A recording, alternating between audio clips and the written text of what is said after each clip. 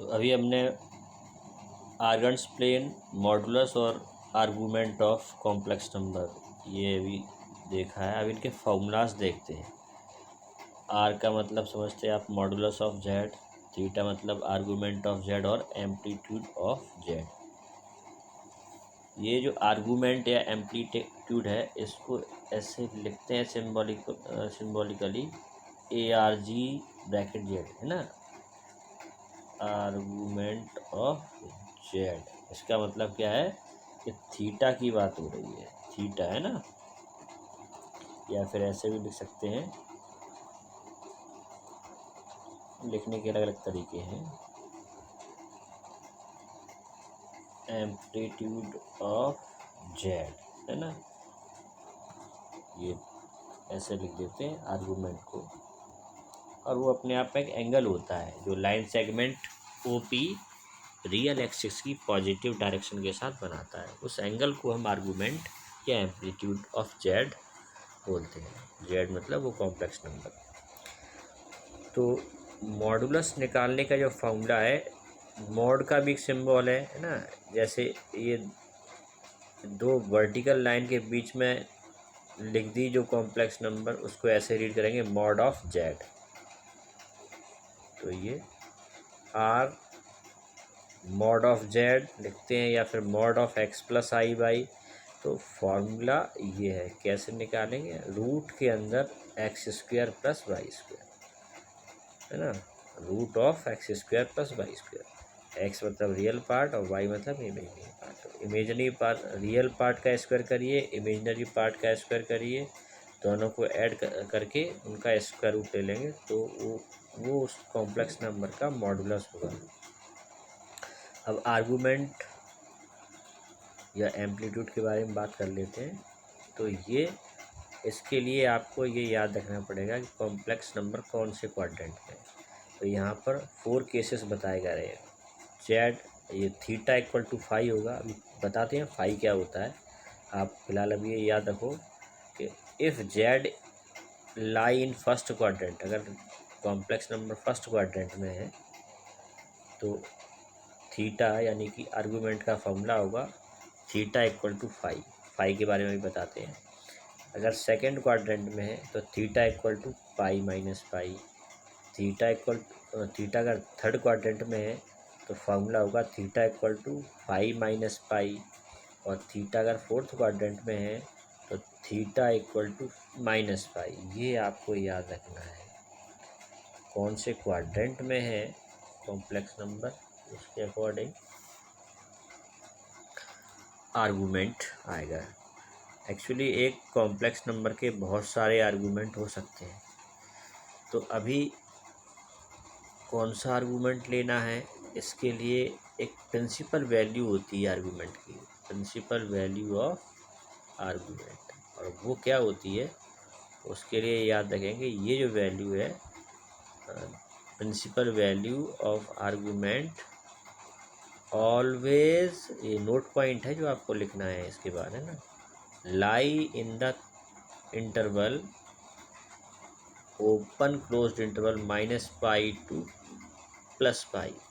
यानी ये minus pi से प्लस पाई के बीच में लाई करती है। ध्यान रखना, माइनस पाई से प्लस पाई यहाँ पर ओपन है और इधर क्लोज्ड है।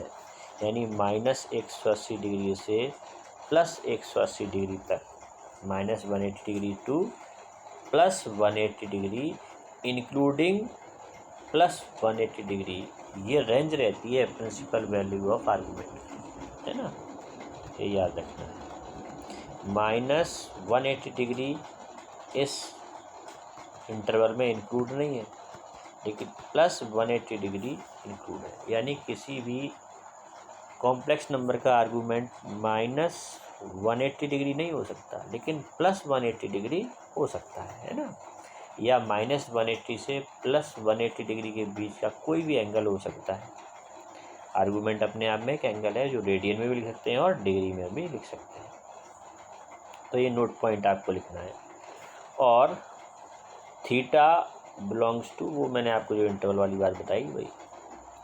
या इसको ऐसे भी लिख सकते हैं लेस देन वाले फॉर्मेट में, minus pi is less than theta is less than equal to pi. तो ये इसी चीज़ को ऐसे एक्सप्रेस कर सकते हैं, ये सेट थ्योरी में हमने समझा था, है ना।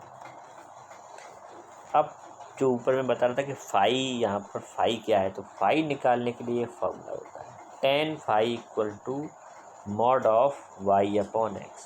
तो इस फॉर्मूले को यूज़ करके सबसे पहले हम फाई निकाल लेंगे और फाई की हेल्प से थीटा यानी कि हमारा रिक्वायर्ड आर्गूमेंट निकल जाएगा, है ना।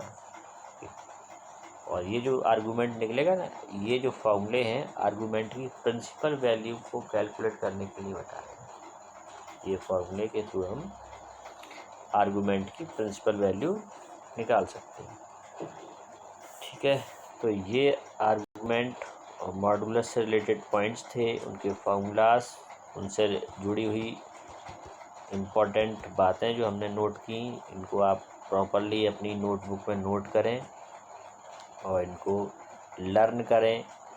ये जो फॉर्मूले हैं ये आर्गूमेंट की प्रिंसिपल वैल्यू के लिए हैं, यानी इन फार्मूलाज को यूज़ करके आपका जो थीटा आएगा वो -180 डिग्री टू +180 डिग्री के बीच में आएगा, इंक्लूडिंग 180 डिग्री में ना। वो closed open interval -pi to +pi के बीच में आपको वैल्यू मिल जाएगी कि जब आप ये वाले फार्मूलाज यूज़ कर लोगे। इसके बाद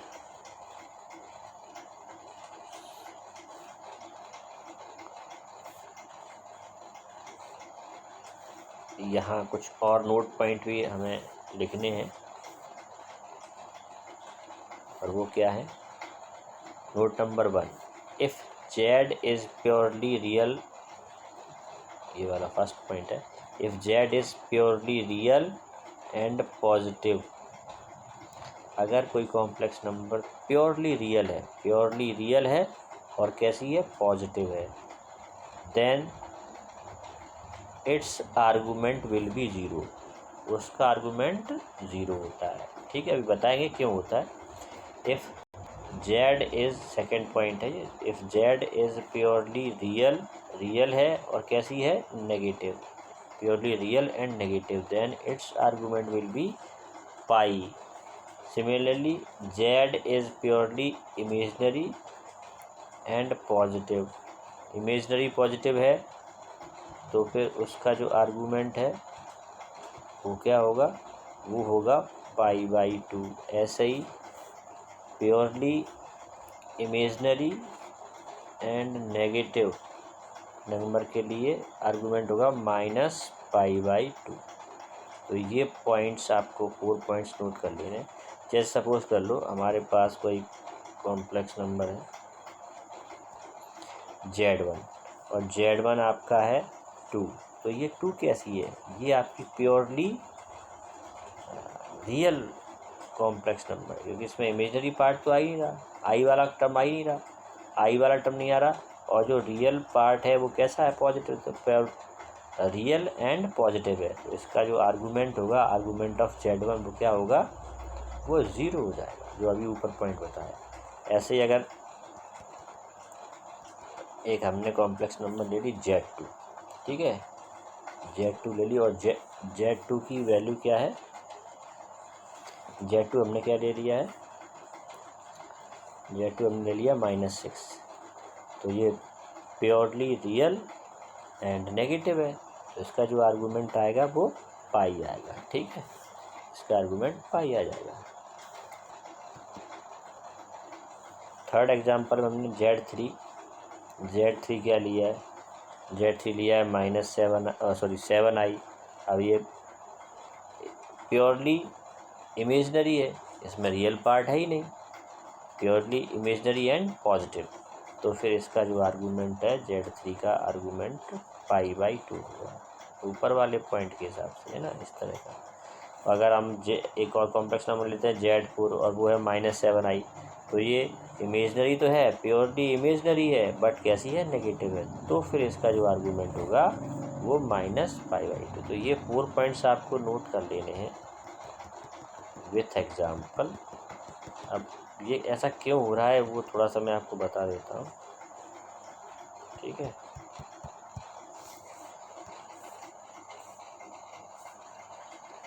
देखो ये आपका ये वाला जो है पॉजिटिव इमेजिनरी एक्सिस होता है, नीचे आपका,